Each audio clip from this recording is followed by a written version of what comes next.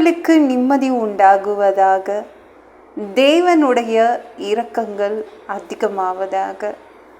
தேவன் என்ன சொல்கிறாங்கன்னா, சங்கீதம் 121:3, உன் காலை தள்ளாட ஒட்டார், உன்னை காக்கிறவர் உறங்கார்.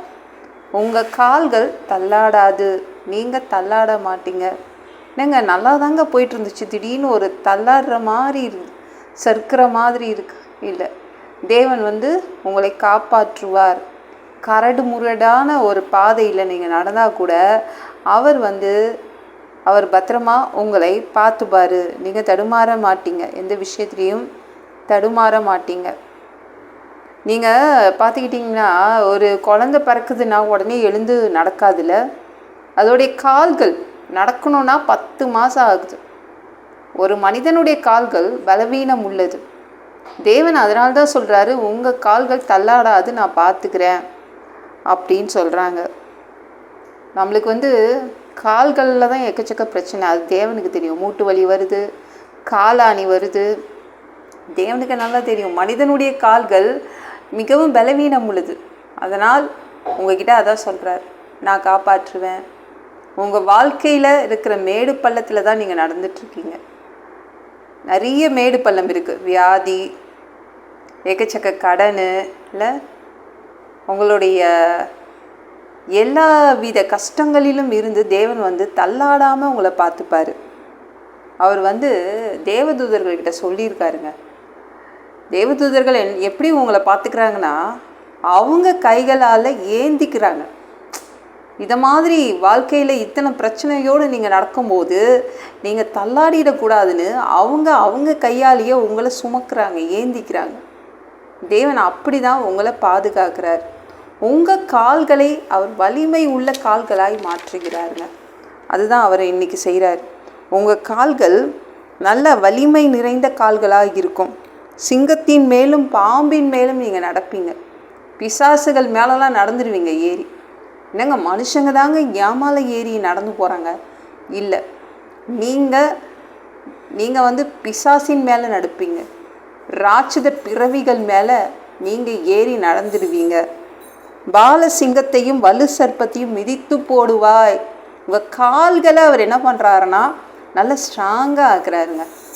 நீங்கள் மிதிப்பீங்க, எல்லாத்தையும் மிதித்து நசுக்கி போட்டுருவீங்க. பிசாசுகள் எது உங்கள் முன்னாடி இருந்தாலும் நீங்கள் நசுக்கி போட்டுருவீங்க.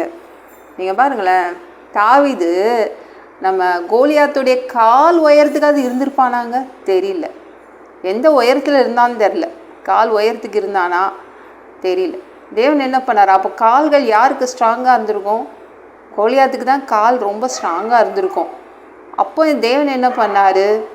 அவனை ஸ்ட்ராங்காக்கினார், தாவீதை ஸ்ட்ராங்காக்கினார். நம்ம தேவனுடைய கால்கள் பற்றி உங்களுக்கு தெரியுமா?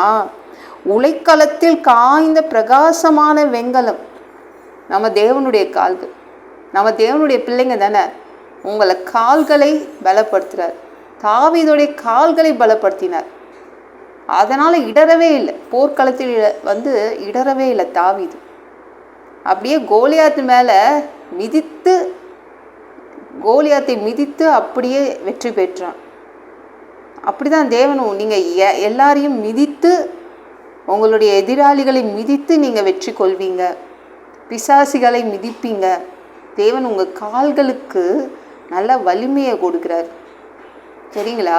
உங்களை காக்கிற தேவன் தூங்க மாட்டாருங்க. அதனால் நீங்கள் பயப்படாதீங்க, எதுலேயும் தள்ளாட மாட்டீங்க, திணற மாட்டீங்க. இந்த வீடியோ பிடிச்சிருந்துச்சுன்னா மற்றவங்களுக்கும் ஷேர் பண்ண மறக்காதீங்க. கர்த்தர் தாமே உங்களை ஆசீர்வதிப்பாராக. ஜெபம் பண்ணலாமா? அன்பு பிதாவே, உங்கள் பிள்ளைங்க உங்கள் பாதத்தில் வந்திருக்காங்க. இப்போ உங்கள் பிள்ளைங்களை நீங்கள் தடுமாறாமல் பார்த்துப்பீங்க, எதுலேயும் திணறி நிற்க மாட்டாங்க. நீங்கள் ஸ்ட்ராங்காக ஆக்குறீங்க. நீங்கள் தூங்காமல் உங்கள் பிள்ளைங்களை பாதுகாப்பீங்க. நன்றி. எல்லாம் பொல்லாத பிசாசுகள், ஏவல்கள், மந்திரங்கள், தற்கொலை ஆவிகள், பயத்தின் ஆவிகள், பலவீனப்படுத்துகின்ற ஆவிகள் எல்லாம் இயேசு என்ற பெயரினை கொண்டு துரத்துகிறேன். ஓடிப்போ. உங்கள் பிள்ளைங்களை இரத்த கோட்டைக்குள் மறைச்சிக்கோங்க. பரிசுத்த ஆவியால் நிரப்புங்க. ஞானஸ்நானம் எடுக்கணும் உங்கள் பிள்ளைங்க. ரட்சிப்பீராக.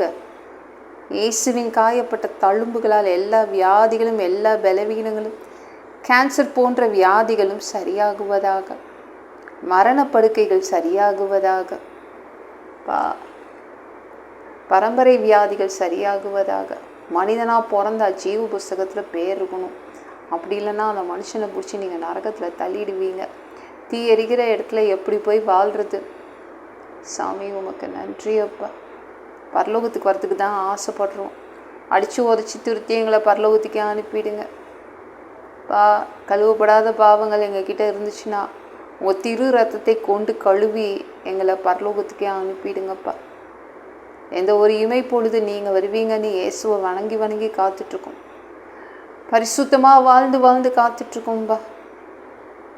அந்த ஒரு இமை பொழுதில் உங்களுக்கு ஒப்பான உடம்பு எங்களுக்கு கொடுக்கப்படும். அதை பெற்றுக்கொண்டு மத்திய வானத்தில் உங்களை சந்திக்க வருவோம்.